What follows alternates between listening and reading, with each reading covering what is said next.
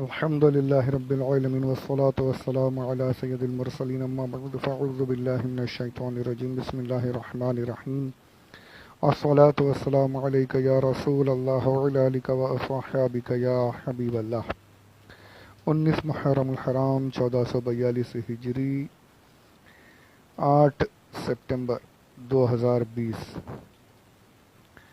یوم الثلاثاء سہ شنبہ منگل ٹیوزڈے۔ السلام علیکم ورحمۃ اللہ۔ پارہ الف لام میم پہلا پارہ سورہ بقرہ پہلی سورہ اس کی آیت نمبر 20۔ یقین مانیے میں نے اس ٹاپک پر جو میں آج ابھی بیان کروں گا عرض کروں گا، میں نے ایک آڈیو بنا کر تقریباً 17 منٹ کا تھا، اسے میں نے پھر ڈیلیٹ کر دیا۔ یہ بہت ہی علمی بحث ہے، بہت ضروری ہے، کوشش کروں گا آسانی کر سکوں، بیان کر سکوں، باقی آگے اللہ مالک ہے، اللہ آسانی فرمائے، ہمیں صحیح علم عطا فرمائے۔ اس سے پچھلی والی آیت میں ہم نے یہ سنا کہ اللہ عز و جل نے فرمایا اگر اللہ چاہتا تو ان کی آنکھیں، ان کی سماعت، ان کی بصارت چھین لیتا۔ اللہ اس پر قادر ہے، یہ مت سمجھو کہ تمہاری آنکھیں سلامت دیکھ رہے ہو تو کچھ ہو نہیں سکتا، بجلی کی چمک کے باوجود تم بچے ہو، اللہ نہیں کر سکتا، ایسی بات نہیں ہے۔ ان اللہ علی کل شیء قدیر، اللہ ہر چیز پر قادر ہے۔ اب یہاں پر یہ ان اللہ علی کل شیء قدیر، اس کے بارے میں چند باتیں عرض کرنا چاہتا ہوں۔ تمام تفاسیر میں لکھا ہے، اس کا بہت تفصیل کے ساتھ اس آیت کے بارے میں لکھا ہے کیونکہ بہت ہی ضروری مسئلہ ہے۔ اس کا سب کچھ اگر بیان کرنے بیٹھوں تو کافی طویل آڈیو بن جائے گا، بہت زیادہ۔ مختصر طور پر تفسیر نعیمی سے میں آپ لوگوں کو ان تمام تفاسیر کا جو نچوڑ مفتی احمد یار خان نعیمی رحمۃ اللہ تعالی علیہ نے اسے یہاں جمع کیا ہے، وہی میں آپ کے سامنے پیش کرنے کی کوشش کرتا ہوں۔ تفسیر نعیمی جلد اول صفحہ نمبر 202، تفسیر نعیمی والیوم 1 پیج نمبر 202، وہاں سے یہ شروع ہوتی ہے۔ ان اللہ جو شروع ہے تو انا، ارشاد فرماتے ہیں انا جو ہے کسی کو وہاں بولتے ہیں انا کہ جہاں جو بات بولی جا رہی اس کے منکر موجود ہو، یا وہاں جہاں انکار کا احتمال ہو۔ جو بات کوئی رکھنا چاہتا ہے، کچھ ایسے لوگ ہیں جو اس بات کا انکار کر دیں گے یا وہ بات نہیں مانیں گے، تو وہاں پر یہ انا لایا جاتا ہے کہ بے شک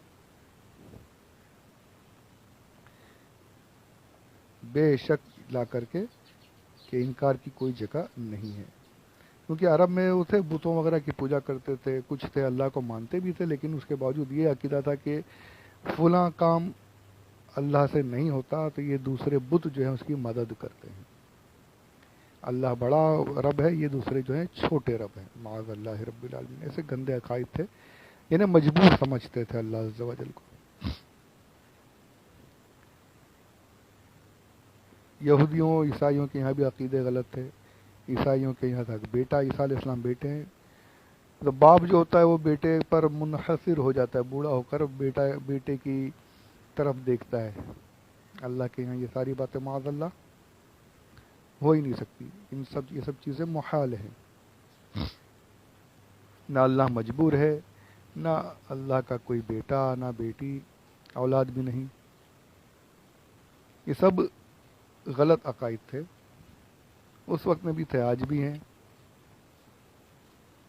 تو اللہ عز و جل نے یہ تمہارا جو عقیدہ ہے غلط عقیدہ، اس عقیدے کو چھوڑو، بے شک اللہ ہر چیز پر قادر ہے، کسی کی ضرورت نہیں ہے، کوئی بت، کوئی اولاد اس کی مدد کے لیے اس کو کسی کی ضرورت نہیں، وہ سب کچھ کرنے پر قادر ہے۔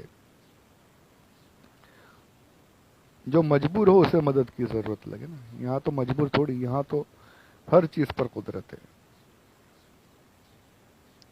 فرماتے ہیں کیونکہ مجبور ہی اپنے کاموں میں کسی مددگار کو اپنا شریک بناتا ہے، اور جو خود ہر چیز پر قادر ہو اسے مددگار کی کیا ضرورت ہے. سبحان اللہ. یہ ہوا انا کیوں لایا گیا. انا لا کر لوگوں کو متوجہ کیا گیا، شکوک کو پہلے ہی دور کر دیا گیا. اب اس کے بعد یہاں دیکھنا ہے ان اللہ علی کل شیء. یہ شیء جو ہے، شیء ہے کیا؟ ہر چیز پر قادر ہے. اس کو سمجھنے کی بات ہے. یہ شیء جو ہے، یہیں پر جو ہے گمراہی کا دروازہ کھلتا ہے.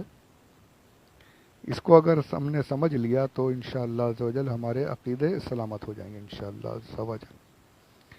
معتزلہ فرقہ جو گزرا ہے پچھلے دور میں، بہت ہی علم والے تھے یہ لوگ، لیکن جیسا قرآن پاک میں یضل بہ کثیرا، قرآن کی آیتوں کے ذریعے بہت سے لوگ گمراہ ہوں گے، تو یہ گمراہ ہوئے ہیں.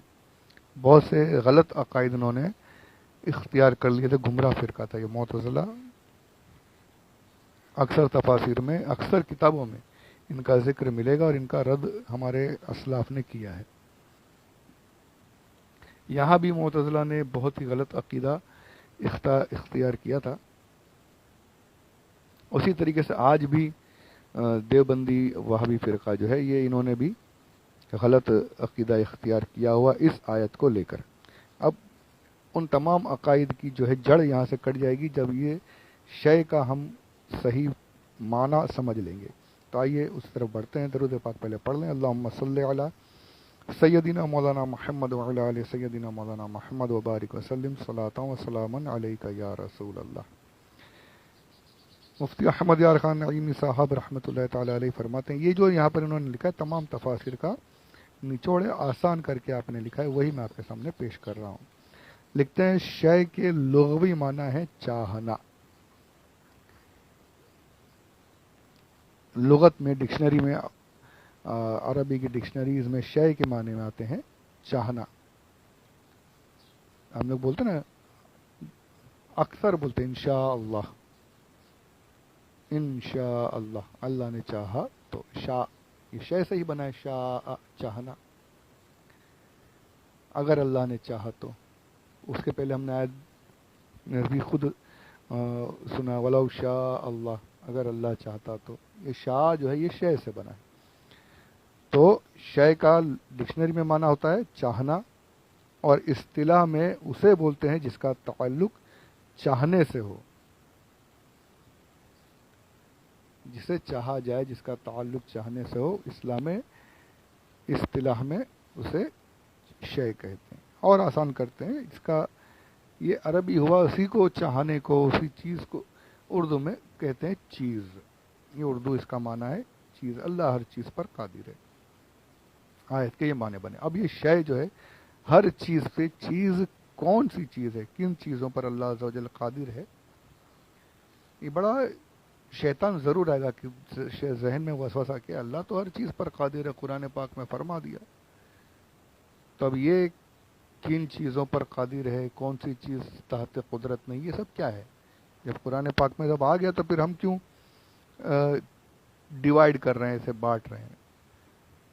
تو یہ شیطانی وسوسہ دور کرنے بہت ضروری ہے، ورنہ بہت صحیح چیزیں غلط طریقے سے ہمارے ذہن میں بیٹھ جائیں گی. آگے بڑھتے ہیں، اسے سمجھنے کی کوشش کیجیے. شے جو ہے یہ کیا ہے؟ قرآن شریف میں شے 4 معنی میں استعمال ہوا. پہلا ممکن، موجود. شے کسے کہتے ہیں؟ جو ممکن ہو، جو موجود ہو. ممکن ہو، پاسبل. موجود، جو موجود ہو، پریزنٹ. جیسے قرآن پاک کی آیت خالق کل شیء، اللہ عز و جل ہر چیز کا خالق ہے. یہاں شے ہے، کل شیء، ہر چیز کا. جو بھی مخلوق ہے، موجود ہے، جو کچھ اللہ نے بنا لیا، ہر چیز کا خالق بے شک کوئی نہیں، اللہ کے سوا کوئی نہیں، اللہ ہی ہر چیز کا خالق ہے۔ یہاں پر ممکن، پاسبل کے معنی میں یہاں پر لیا جا رہا ہے، موجود، جو موجود ہے، جو کچھ مخلوق ہے وہ موجود ہے، ممکن ہے، اس معنی میں یہاں پر آیا، ایک معنی ہوا۔ دوسرا معنی ہے ممکن چاہے موجود ہو یا نہ موجود ہو، موجود ہو یا نہ ہو۔ یہ بہت یعنی ذہن پر بھاری لگے گی یہ جو میں باتیں عرض کر رہا ہوں، لیکن ضروری ہے دھیان سے سماعت کیجیے، سمجھنے کی کوشش کیجیے، ہو سکے تو لکھ لیجیے تاکہ آئندہ اگر کوئی ملے آپ کو کہ اللہ اس پر قادر ہے یا نہیں تو وہ چیزیں آپ یہاں سے سمجھ سکیں گے آسانی کے ساتھ انشاءاللہ۔ پہلی چیز ممکن موجود، اب دوسرا معنی ممکن چاہے موجود ہو چاہے موجود نہ ہو، جیسے وہ اس آیت میں ہے ان اللہ علی کل شیء قدیر، یہاں بھی ہر چیز کو کہتے ہیں ہر چیز پر قادر ہے، تو جی نہیں، ممکن پر قادر ہے، چاہے وہ موجود ہو چاہے موجود نہ ہو۔ محال، واجب اس میں شامل نہیں، اس کی میں تفصیل عرض کرتا ہوں، آسان کرنے کی کوشش کرتا ہوں۔ کہتے ہیں کیونکہ اللہ ہر چیز پر قادر ہے جو اس کے چاہنے اور ارادے میں آ سکے۔ کیا دیکھیں بالکل آسان ہو گئے یہاں پر، ان اللہ علی کل شیء قدیر، اللہ ہر اس چیز پر قادر ہے جسے اللہ چاہ سکے، جو اس کے ارادے میں آ سکے، اور وہی چیز چاہ سکے گا، وہی چیز چاہے گا، وہی ارادہ کرے گا جو ممکن ہو۔ واجب اور محال تحت قدرت نہیں آتے، یہ سمجھ لیجیے آگے کیسے۔ اس لیے کہ واجب اور محال خدا کے ارادے میں آ سکتے ہی نہیں، لہذا وہ قدرت میں داخل بھی نہیں۔ جب واجب اور محال کا ارادہ نہیں کر سکتا، اسے چاہ نہیں سکتا، تو وہ اس آیت کے مطابق تحت قدرت نہیں آتے۔ پروردگار نہ تو اپنا شریک بنا سکتا ہے کیونکہ وہ محال ہے، سمجھنے کی بات ہے۔ کیا ایسا ہو سکتا ہے کہ اللہ عز و جل کوئی اور اللہ پیدا کر دے؟ ان اللہ علی کل شیء قدیر، اللہ ہر چیز پر قادر ہے۔ کیا کوئی عقیدہ رکھ سکتا ہے کہ اللہ عز و جل کوئی اور رب پیدا کر دے؟ خالق و کل شیء ہے نا، تو کیا دوسرا رب بھی خلق کر سکتا ہے، کسی اور رب کو بنا سکتا ہے؟ معاذ اللہ، بالکل نہیں بنا سکتا، کبھی نہیں بنا سکتا، قدرت میں آ ہی نہیں سکتا نا، وہ محال ہے، کسی اور خدا کا ہونا یہ محال ہے۔ تو محال جو ہے یہ تحت قدرت نہیں آتے، ممکنات جو ہیں وہی تحت قدرت آتے ہیں۔ محال کی اور بھی بہت سی مثالیں ہیں، یہ چاہنے پر، میں نے کہیں ایک اور عرض کیا تھا اس کے بارے میں، تفسیر میں کہیں گیا ہے پیچھے بھی، بہت ڈیٹیل سے وہاں بھی میں نے بات کی تھی، یہاں بھی ہے۔ کیا اللہ عز و جل یہ چاہ سکتا ہے کہ میں خود کو مار لوں، خود کشی کر لوں؟ معاذ اللہ رب العالمین، نہیں نا، محال ہے، یہ تحت قدرت نہیں آتے، ممکن ہے ہی نہیں۔ جو ممکن نہ ہو اللہ عز و جل اس پر قادر نہیں، اللہ کی قدرت میں کمی نہیں، اس چیز میں کمی ہے کہ وہ تحت قدرت نہیں آ سکتی۔ اللہ عز و جل ممکنات پر قادر ہے، اور واجب پر بھی، واجب بھی یہاں پر شامل نہیں۔ کیسے؟ واجب اللہ عز و جل کی ذات، اللہ عز و جل کی قدرت میں اللہ کی ذات شامل نہیں، کیونکہ اللہ واجب الوجود ہے۔ میں نے کہا نا کہ کیا اللہ اپنے آپ کو مار سکتا ہے؟ معاذ اللہ رب العالمین، نہیں ہو سکتا، یہ بھی محال اور واجب، اللہ عز و جل خود واجب ہے، واجب الوجود ہے، تو وہ اس قدرت میں شامل نہیں۔ اللہ اپنا خاتمہ چاہ نہیں سکتا، اللہ اپنے آپ کو کوئی عیب لگا نہیں سکتا. اللہ کی صفات بھی واجب ہیں, کوئی عیب جو ہو وہ بھی تحت قدرت نہیں آ سکتے. اللہ کی ذات کے ساتھ کوئی عیب لگایا جائے, اللہ ظلم کر سکتا ہے, اللہ معاذ اللہ رب العالمین چوری کر سکتا ہے, اللہ کسی کے ساتھ نا انصافی کر سکتا ہے. کیا ایسا ہو سکتا ہے؟ نہیں ہو سکتا, بالکل نہیں, یہ محال ہے. اللہ کے ساتھ کوئی عیب نہیں لگ سکتا, کوئی عیب نہیں, کیونکہ وہ واجب الوجود ہے, اس کی صفات واجب ہیں, ان کے ساتھ کوئی عیب لگانا یہ محال ہے.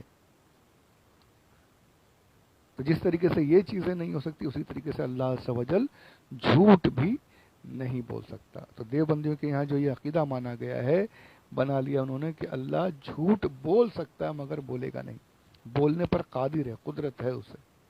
یہ غلط ہے, یہ عقیدہ غلط ہے.